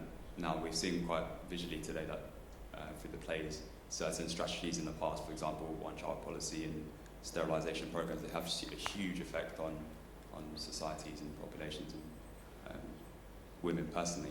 I was just wondering what kind of strategies and challenges people think there will be in the future to achieving more of a sustainable birth rate. Yeah, thanks. Sustainable population growth. Can we hold that question for a second and just log one over here? Apologies to take the mic as I'm holding the mic, because I do realise that I have some power that I am wielding now, so I appreciate that. But I'd just really like to make the most of the expertise that we have sitting in front of us here, because these questions are all incredibly burning and valid. But I would like to ask specifically Jacqueline Dunkley-Bent about the inequalities that exist in the UK. So we have a very global conversation happening here, which is, as I say, incredibly important and valid. But I know that you have specific expertise on England's situation. So I'd just like to hear you reflect around the actions and the challenges that you see that we're still faced with about inequality in England. Yes, and absolutely. We have a perinatal mortality rate that has reduced over the last 10 years. However, we know that for socioeconomically disadvantaged groups, 50% of their pregnancies will end in stillbirth today. And that is unacceptable. So if you are from a socioeconomically disadvantaged group, when you enter your pregnancy, you are more likely to have that pregnancy end in stillbirth. And there are many things that are happening from a government perspective to help to drive forward high quality care for all, so that the provision in England across the 136 maternity services and 50 mother and baby units, that the care is high quality, consistent, no variation.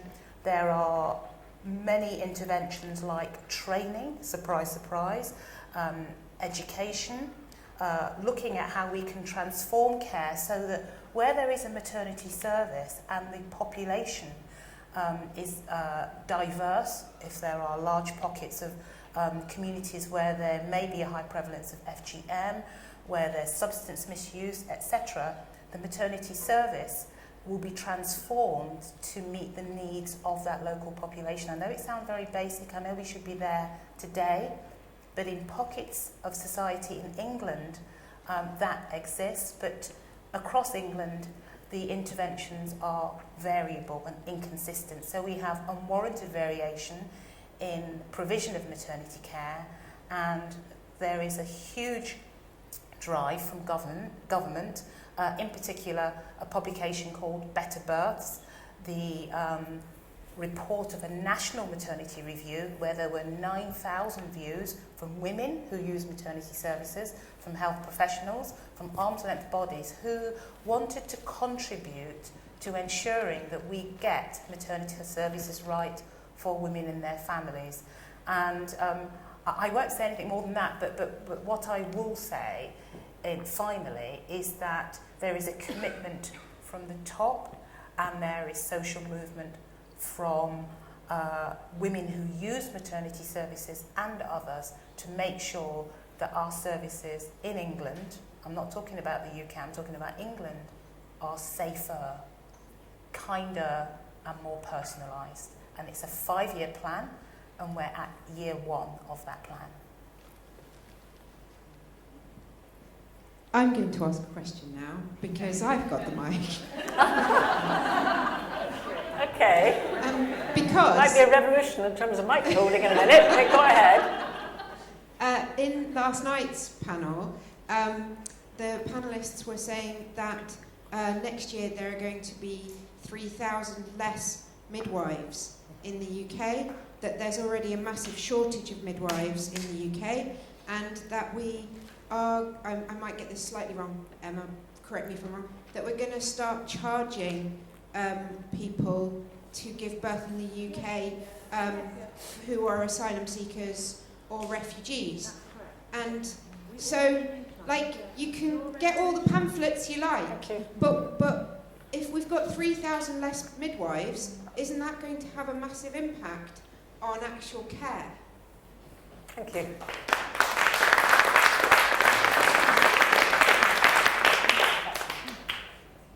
Thank you for that question.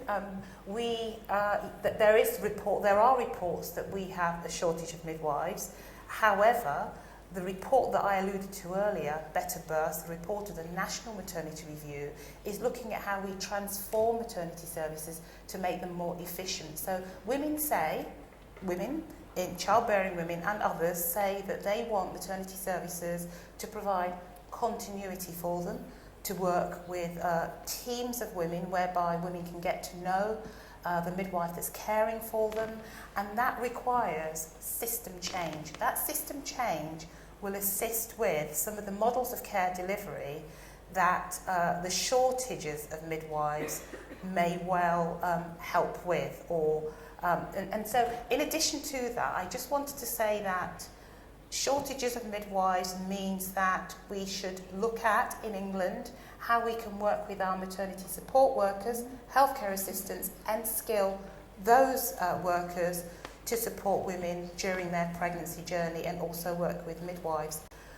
Our NHS is free at the point of entry. There is no woman who is asylum seeker and refugee who is turned away from receiving care, or indeed the care of her baby. Women are not turned away. I actually ran a clinic myself, and I received many women. In fact, I worked with the Refugee Council and ensured that anybody that was pregnant came straight through to my clinic and accessed the care that they needed. However, my colleagues in the audience are right that there is a process that one goes through if you do not have recourse to public funds to try and ensure that payment is made. Now, I say that in the loosest term because if money isn't there, then payment can't be made. But the point is, every woman in this country will receive the care that they need when they enter maternity services. Sorry, we've got a question unanswered. I think came from. Yeah. To this. Thanks, Okay, we'll come back to you in a moment. Yeah. I'm from City of Sanctuary Maternity Stream. We're just starting a maternity stream for. It's already happening in Leeds and Bradford, but here in Manchester, there's a real need for services to be accessible to refugee and asylum-seeking women.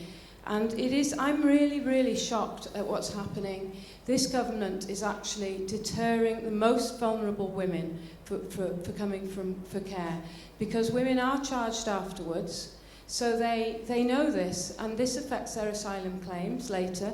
Midwives, I agree with you, Jackie, they will treat women, but if it's seen as routine care, women are charged afterwards. And now St George's is doing a pilot study whereby all women are going to be asked for their passports before they get care, and midwives are going to be asked to police this.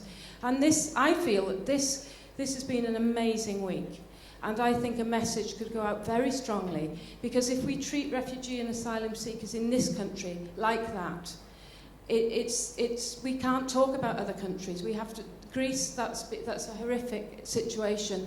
But women here, vulnerable women are 6 times more likely to die. It's not just babies dying, it's mothers dying. CMA's report picked up that refugee and asylum seeking women are the most vulnerable women.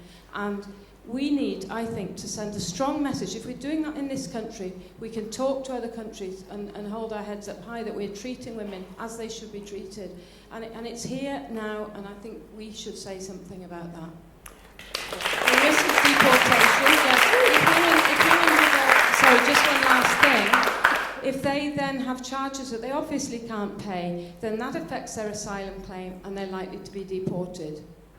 Thank you. Can I bring the mic down to the front here? Been waiting for a while. Thank you. A few different points, but I think I want to touch on what you said. I think I work in the NHS, and healthcare assistants and maternity assistants do a fantastic job, but I think to put more and more responsibility on them sounds like a race to the bottom. And actually, I think that we should be striving to provide more doctors, more midwives, more nurses, because we have an ever-expanding population that is more and more complex. That's point number 1. Point number 2, I couldn't agree with you more. I remember, I'm an obstetric trainee now, but when I was doing my GP job, having a woman who was around 8 weeks pregnant, she'd not been scanned, she was an asylum seeker, we had to use a phone translator, so I saw that she's a vulnerable woman, and it was a difficult conversation. I thought, I'm not sure actually if she's got an ectopic, and I sent her up in the faith that she'd be scanned and she'd be taken care of. And the letter I got the next day, I thought, oh, this is her scan report. And it wasn't. It was a letter saying, you've now flagged her up, and she's been asked to pay for this. And I thought, she was actually 8 weeks pregnant. I thought, she's at the beginning of her maternity care, of her antenatal care. And what's her relationship going to be like for the rest of her antenatal care in this pregnancy, let alone future ones? It was worrying.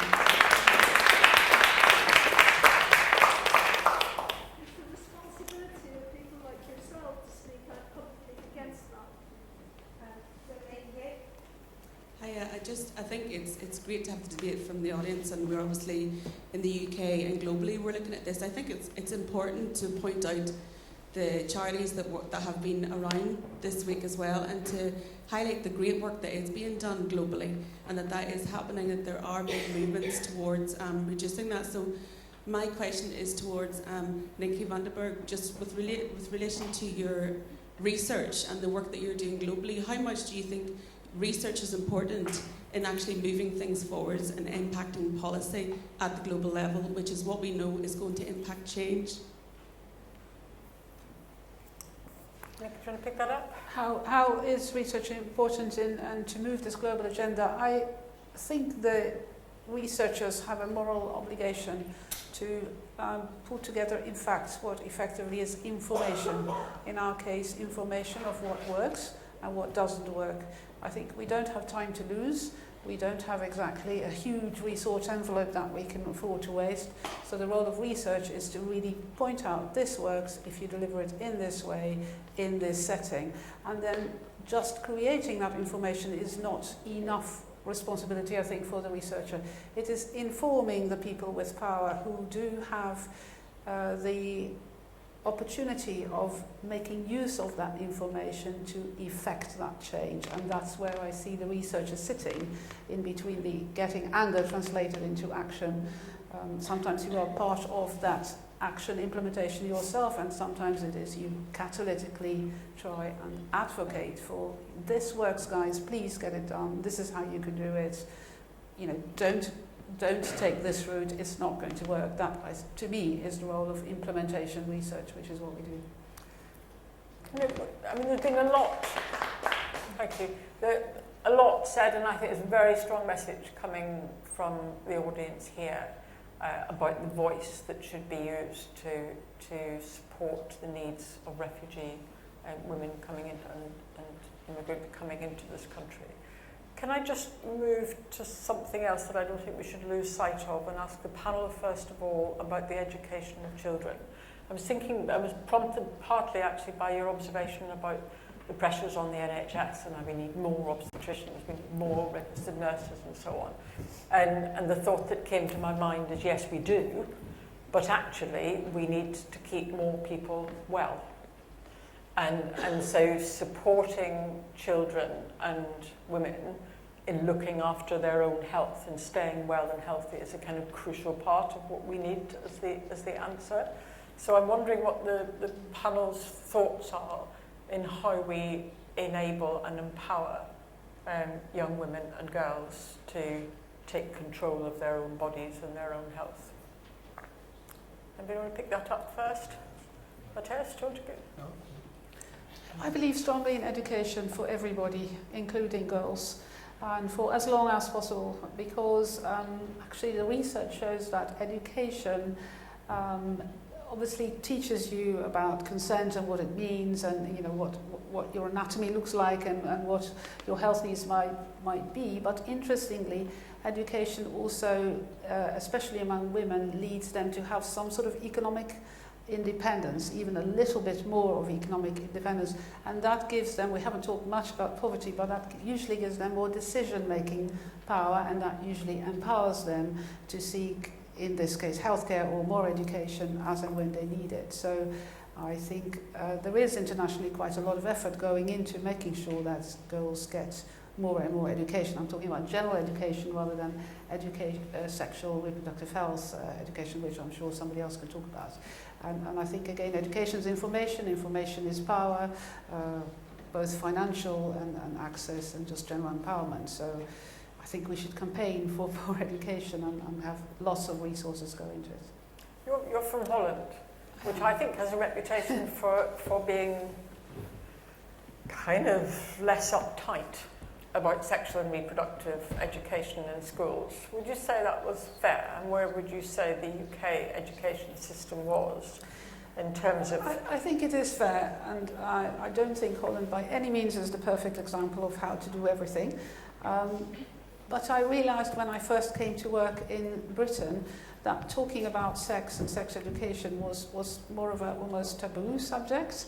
And certainly there was a big debate about my colleagues, and I wouldn't say how long ago it was because I'm getting older, but let's say up to the middle 90s, about whether you should educate teenagers in school about, you know, sex and contraception and safe sex, but more than that, you know, how do you go about negotiating having sex or not having sex?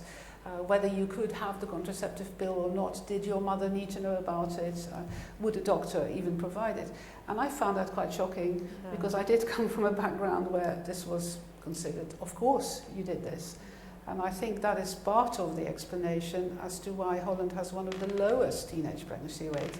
And unfortunately, I think England and we have the highest teenage pregnancy rate in Europe. There is some association, and I wish, you know, it would be less uptight and more of a, you know, something that we need to address through the arts or through school or whichever way.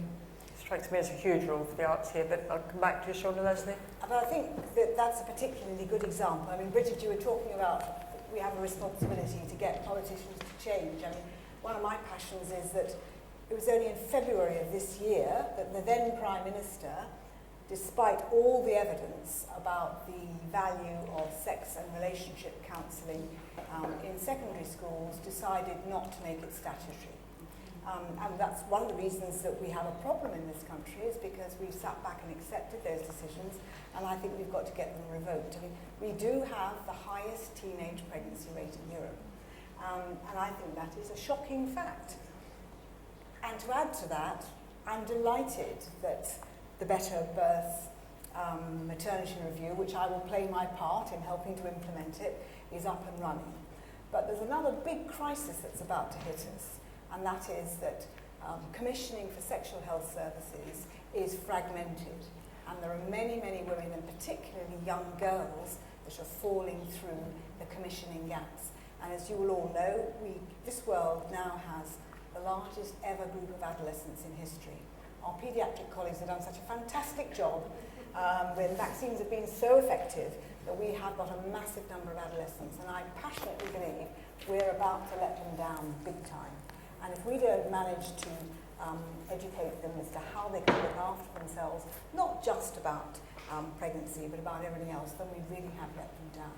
And I think we have to ensure that our policymakers and our politicians don't shy away from difficult issues or ones that may lose them some votes in their local constituency, and that they actually address the evidence. And in my particular field, if you provide young girls and young men with sensible facts and education in their secondary education, you dramatically reduce the numbers of teenage pregnancies or unplanned pregnancies, should I say, sexually transmitted infections, and it doesn't make them go out wildly or wanting to have sex. There are massive, big programs in Holland, in fact in the United States, even in the Midwest cities, which have shown trials that have demonstrated that providing young people with really effective family planning, access to the, if you like, the resources as well as the education, dramatically improves their health and their ongoing lives. And we've got to really lobby for this to happen in this country. Sean, how do we use the arts to support young women in that education process where they come from backgrounds where that education might be regarded as subversive or counterculture? I think this is more of a sort of statement about what I've experienced with the young women that fall through that net. I mean, it's hard for a Bangladeshi girl, Pakistani girl, Hindu girl, anybody from the communities that I've specifically worked with. I can't speak of the other communities that I haven't worked with, but those girls found it difficult to go to the integrated health centres, say for example, where those resources are available. So because then other family members might see them accessing sexual health programs or contraception or all of that. So for me, when we got the stories, it was to try and help them find a way to there. And I think that there is a gap there, and I don't know how to fill that gap for those people who fall through the gap. So I don't know what that is. I can identify it, and I know artists here have all identified it, but it's how then you take them to the next level. Thank you. There's a question waiting. One here. Okay. Hi, it was something that came up earlier on from Lesley actually. The FGM comment shocked me, but this one was about the persuasion and coercion of women and removing their choices, that you would find evidence to persuade them to make a decision for the best of your work rather than for their choice in maternity. No, I don't think I said that. Well, no, I didn't say that. No. I think there's quite a lot of us over this side here that actually recognise that's exactly what you said. I've taken away... So you said that you would persuade people and find the evidence to take away that choice from them so that they would do as you ask? No, I said that the purpose of advocacy was to persuade people to think and act differently. So, right, okay. So think and act differently, but that was for the maternity services benefit rather than for themselves? No, not at all. I wouldn't dream of taking away a woman's choice of where she wanted or how she wanted to live. To clarify, so that's great, because you're in a really good position to remove that patriarchy. You know, that's what really good position. Okay, thank you. So can I just make it? What I was saying was that I believe that the definition of advocacy is to get people to think and act differently, not to remove their choice of how they receive or participate in maternity services. In no way. And the report that Lesley's referring to in that regard The report that I've mentioned, Better Births, the report of the National Maternity Review, has advanced several recommendations that really propose that women are advocated for, that women have choices, choice of place of birth, choice of type of birth, choice of personalised budgets. I mean, that there are so many things that we are trying to do through that transformation piece for women who birth in England. So advocacy is an integral part of those recommendations. The onus of responsibility is collective, but actually the woman is placed at the centre of care and her choices will be heard. That's the recommendation of the report. Okay, I want to come back. I'm sort of conscious of time a bit. I want to come back in a few minutes to the central question of this evening. You know, we have had several days of quite extraordinary, powerful theatre from all over the world. And this evening we're having the fourth of a series of panel debates with a very engaged and energetic audience. The question is, what next? And I would like the panel and all of us here to try to think specifically about what next might look like. So while just thinking about that for a moment, there was a question here that we didn't answer, which was about population growth. And forgive me if I didn't get the end of the question quite right, but I think what you were asking was whether the panel thought, no, sorry, I'm going to put words in your mouth. The panel thought... I was just going to ask what kind of strategies are in place to work towards more sustainable birth rates, or and what challenges we might face, because looking at previous strategies which have been used elsewhere, it's had a huge social impact on various populations around the world. Thank you.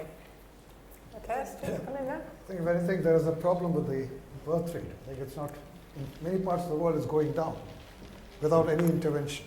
People are getting wealthier, they just want to have one child and no more. Yeah, that's happening in India also. India and China have reduced their birth rates. In fact, women are perhaps in Africa there are still higher numbers of births. Otherwise, globally, the numbers of births have come down. If you look at it, it's more than persuasion. It's women who have made women and the families have made this decision, because in the old days, if you're a farmer, you wanted 10 sons. So with the high mortality, at least 2 of them survived. With better water and sanitation, immunization, etc., those children survived. And the first thing which happened, which I've noticed when I worked in India, was that women were actually coming on their own for sterilization or whatever it is, family planning, rather than being persuaded.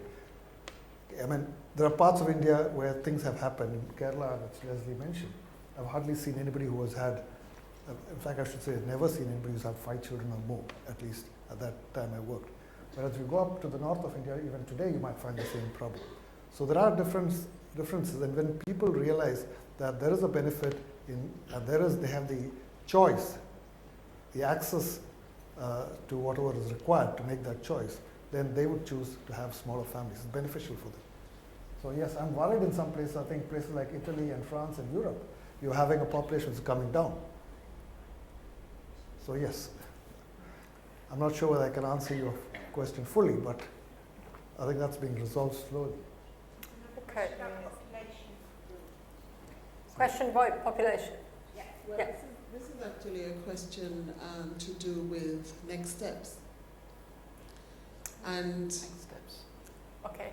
As a practicing midwife who has been scoping the service for quite some time now, and having some international experience as well as national experience, I'm very aware that Britain tends to lead much of what goes on in the rest of the world, and that includes countries of the South, where our types of caring for women are emulated.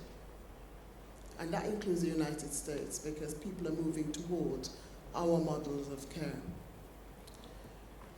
What actually confounds me now is the fact of the transformation of maternity services here in this country, which I dare say will be looked on by other parts of the world, in terms of something called the SDPs, which is to do with policy. And what I want to understand is a little bit about the SDPs from the panel so that we can all learn what's happening around that policy.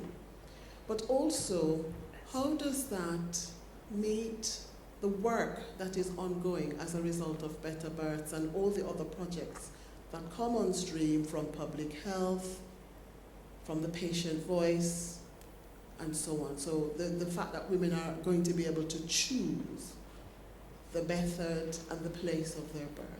So if the panel, in each of their disciplines, could just give a little bit about that, because I personally would like to understand, and I'm sure the rest of the audience would like to understand how it is that the policy for the next 5 years in terms of the SDPs, and I truly don't understand the SDP situation, how does that match our next steps from wherever it is you're practicing, and that includes the patient voice? So to us, the SDGs are incredibly important. We're very happy that we have the MDGs, which has done us a lot of good in the world of maternity care, if I can put it like that, because we had clear targets agreed by all governments. So we had something to be angry about if it wasn't in place, and we could point the direction to, try and reach those targets. They weren't reached, so we now have the Sustainable Development Goals, which I think are more appealing to a wider audience, actually, and to a large degree take care of the unfinished business of the Millennium Development Goals, or the MDGs, if I understand you correctly. I'm sorry, I don't mean to interrupt, but can you just explain to us what the SDPs are? Because I think that's something that we don't understand as yet. Okay. And I know it's going to impact heavily on maternity services in particular. She's talking about sustainable. Your STP stand for Sustainable Transformation Programme. Okay, so I don't know anything about them really. Does anyone on the panel? Anyone on the panel know what? So there are 44. They only came into being in June of this year. There are 44, and they are going to straddle NHS England and NHS Improvement. And I'm not. So I think of NHS Improvement and NHS England as being the two uprights of the ladder, and that the 44 newly formed STPs are going to try and be the rungs joining things up. And I think it's fair to say, Jackie, you can correct me if I'm wrong, that they are embryonic and they're still finding their feet, but they are going to be an attempt to integrate care across the two things. So at the moment there's a continuous conflict between what is policy driven and what is commissioner driven, well, if you like, cost driven. And somehow we've got to bridge that gap, and my understanding is that the SDPs are going to be the first attempt to do that. Can I just sort of pick up at that point, because I'm conscious I've got I want to take two other questions actually before we turn to legacy. What I would say actually about joining the system up is that anything that makes it easier for the system to join up has got to be a good thing, because one of the problems that we have in this country is that responsibility for population health, for social care and for the care of ill people is divided amongst so many agencies that effective coordination of it is immensely difficult at the moment. Big subject. I'm going to take two more questions if I may. Just here, thank you. Just here and just there. Hi, so this kind of relates to what you're saying at the moment. I'm a social worker, so I look at this obviously from a social work perspective rather than a health perspective. I'm just wondering, and this goes for on a global and a national level, obviously my training relates specifically to a lot of the themes that have been pervasive throughout the plays that we've seen today and throughout this debate around social justice, social inequality, power, people's lack of control in their own situations. And I see my role as being something that's very much based around kind of making people the experts within their own situations and understanding that. So I'm just wondering, do you see good examples of joined up working between health and social care, both here and globally, and can you share what that kind of good practice might look like? And do you see there being, it feels like there's a gap that we're talking about, and I wonder whether or not social work is something that could be more proactive within that gap. I'm just wondering what your thoughts are. I, with some trepidation, comment on that? Greater Manchester, uniquely in the UK, has had all of its NHS budgets devolved to a single partnership body. That single partnership body brings together not just the 37 bits of the NHS in Greater Manchester, but it also brings together for the first time those who are responsible for what is normally termed population health and social care. Now that in itself is an extraordinary opportunity. The same accountable body is responsible for all of it. What we're finding at the moment is that particularly the cuts in local government have had a huge adverse effect on the ability of social care to really find a voice and to find power in the debate. And so there is considerable emphasis at the moment of building back that capacity and the capability, which has been lost.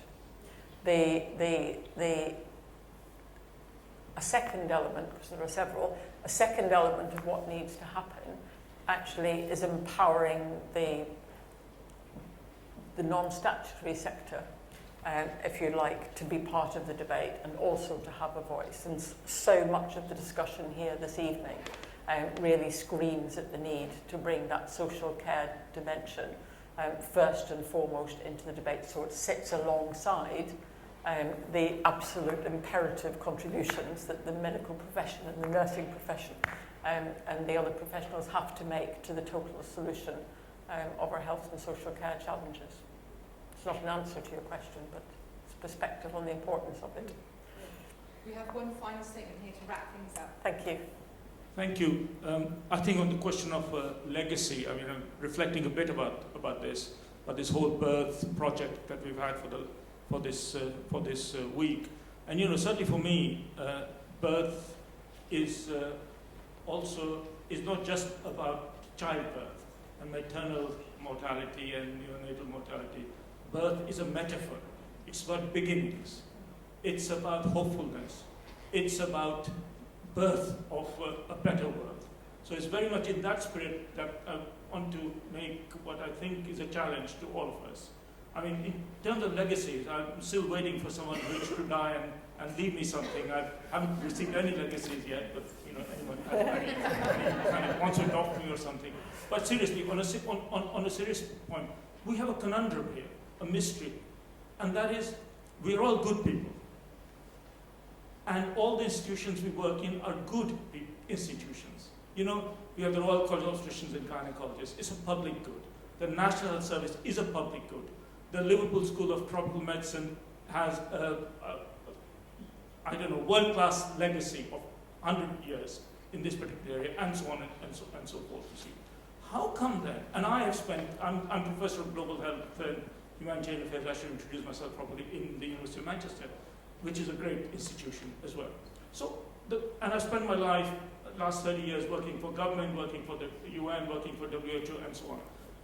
The conundrum I have is, how come so many good people doing so many good things in so many good institutions, how come the sum of the bits don't make a whole?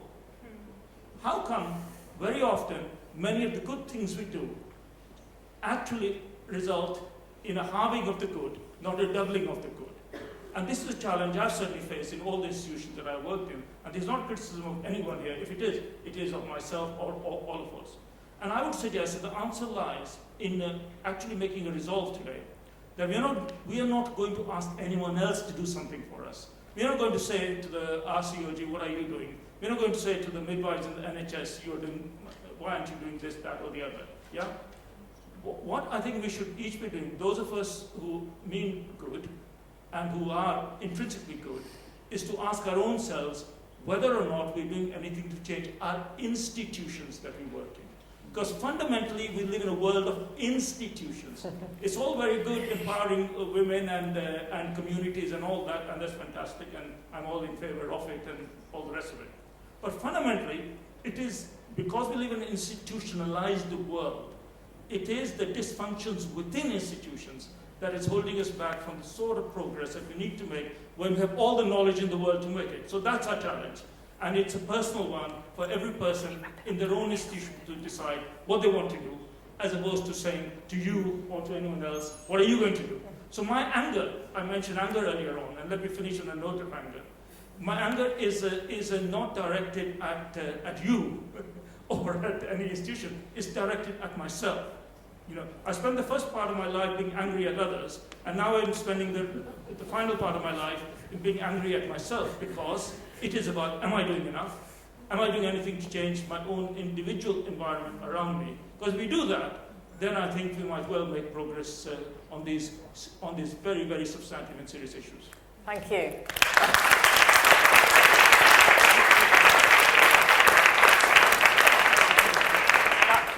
That was so beautifully put that I'm not going to attempt to improve upon it. And I don't think it's a negative way to end. I actually think it's a call of hope. And I think we can all applaud that, or we have just all applauded that. There are two things I would like to do before we finish. I don't know whether you're aware, but we have our 7 playwrights with us this evening, flown in to be here. And I would just love us to pay our respects and give our thanks to them.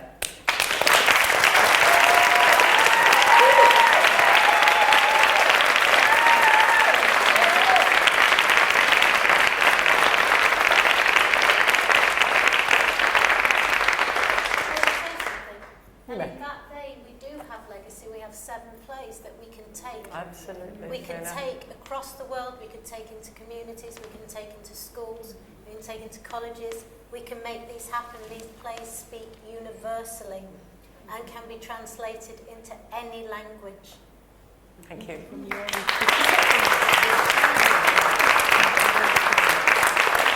And someone who I know would echo that last sentiment very much, actually, is Michael Oglesby, who's here with us this evening, as he has been throughout the day. Michael, I think it would be most fitting if you closed this evening's event, because you were pivotal in making this happen and a large part of the vision that sat behind this project. Could we ask that of you? We just did. We just did.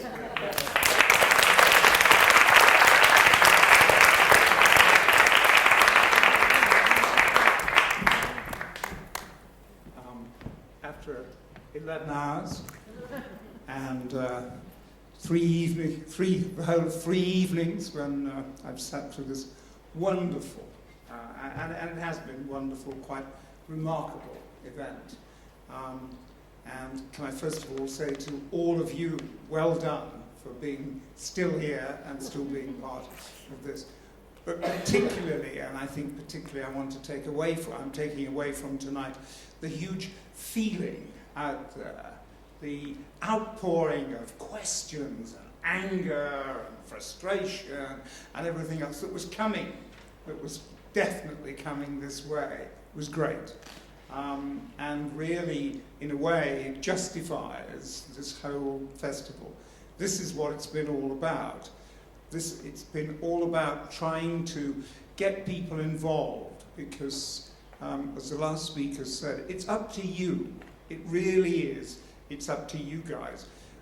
The experts are fine, they have a position, but you know, we've got to really get angry with them. It's that anger that comes through from people that really transforms what you do and how you behave, and so I've been delighted with what we've achieved. Having said that, we're quite right. The legacy is so important. It's what we do from now on. And I challenge you all to go away and to think about what's happened and to come up with some ideas and some thoughts. Do something personally yourself.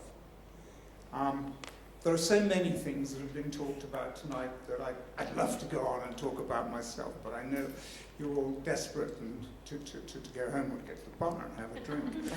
About the rest of you, I certainly am. But there is just one sort of general point I would make is it's absolutely great as talking about the health issues and how important birth is to this. But you know, there are so many world events that have such an effect on what we're talking about at the moment.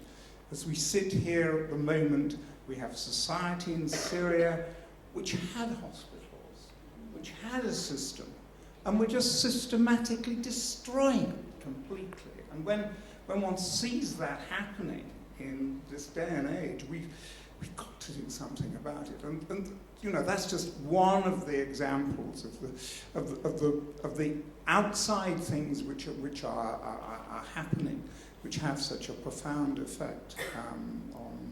Anyway, I could go on. Sorry, I'm not going to. I could go on like this. Anyway, I would just finally like to say thank you to everybody that's played their part in organising this.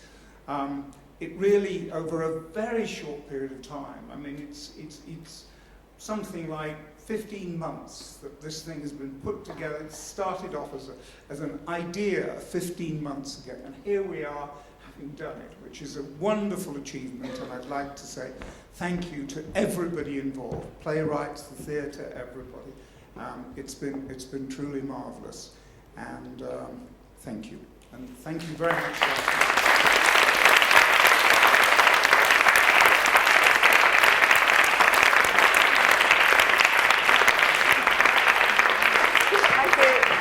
Thank you, Michael. Thank you to our panel. Thank you very much indeed. It's been an absolutely excellent debate. I am told that our playwrights are going to be in the bar.